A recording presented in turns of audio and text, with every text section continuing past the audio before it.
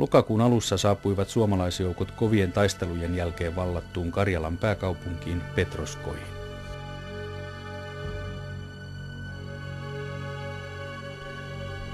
Kello 4.30 valtasivat ensimmäisen divisioonan joukot Petroskoin. Kello 14.35 ajoin minä autokomppanian kanssa kaupunkiin.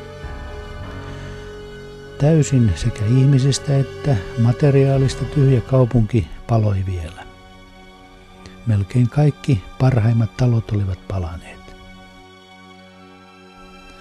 Muuten kaupunki on ollut minusta aika tavalla komea ja kaunis.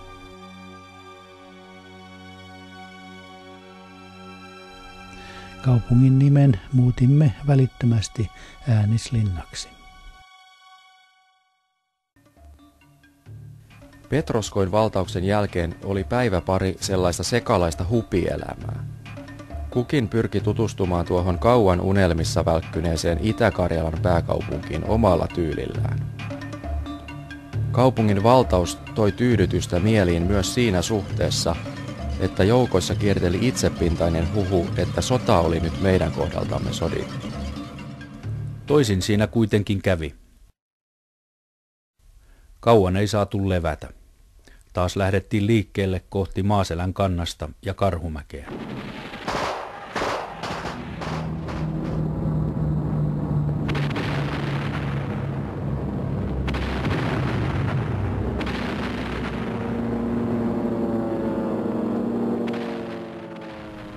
Marraskuun alussa talvi pakkasi päälle.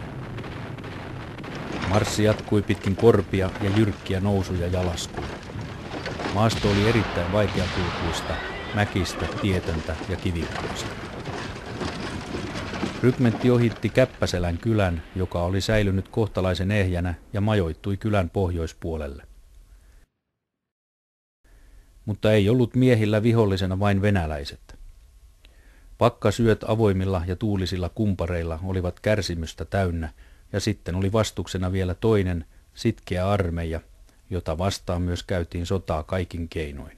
Se oli sillä tavalla, kun mä jouduin turkulaisten porukkaan johkanut ja ahdasta olko